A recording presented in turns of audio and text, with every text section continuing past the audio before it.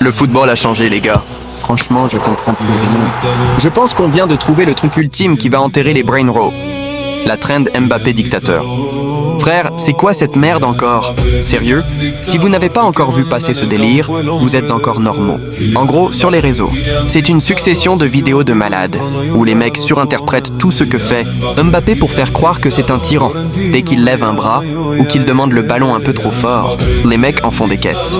Si un joueur rate une action, il filme le visage de Mbappé pour inventer des histoires de fous, comme s'il contrôlait la vie de tout le monde et qu'il allait découper le mec après le match. Et le pire, c'est que depuis qu'il a débarqué au Real, il a tout baisé, frère.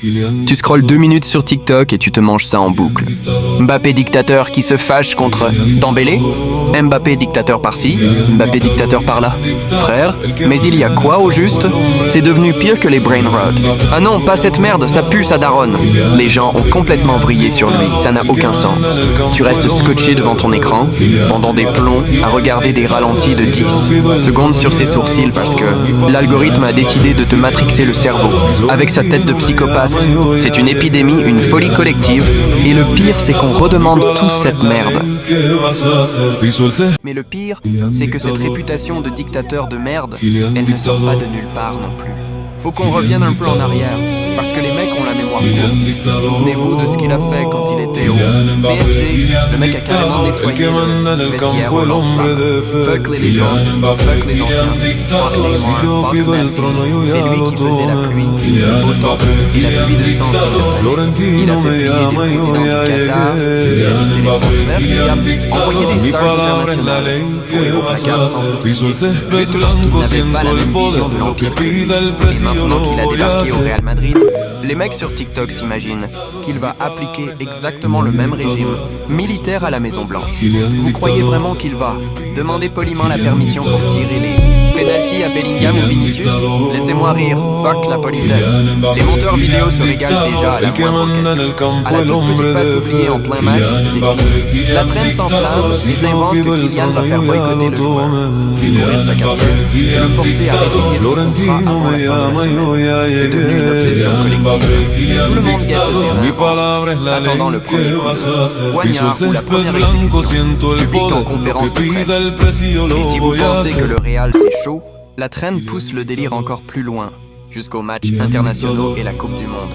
Là, on change de dimension, on est carrément dans de la géopolitique gore. Dans les vidéos, Kylian n'est plus un joueur avec un brassard.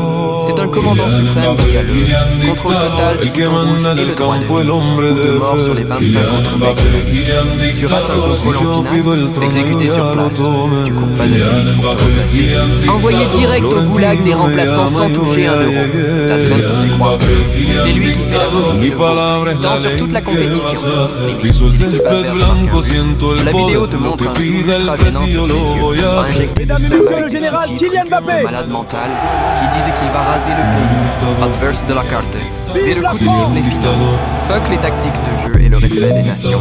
Les mecs transforment la coupe du monde en un immense jeu de survie où le seul but des joueurs français est de ne pas énerver le roi Kylian. Peine de finir dépecé et effacé de l'histoire du football. C'est de la paranoïa pure et simple à l'échelle planétaire. Et tout le monde plonge dedans la tête la première. Mais qu'est-ce que ça fait au juste à la fin? Franchement, on va se dire la vérité 2 minutes. Cette trend, elle commence sérieusement à me faire chier. Devenu d'un lourd, les mecs forcent trop. Mais le pire, le vrai truc de dingue dans cette merde, c'est quand tu te réveilles à 3h du mat.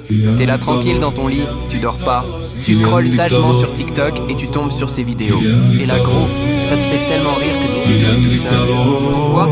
Parce que l'intelligence artificielle est entrée dans le game en ce tellement réaliste que ça devient flippant.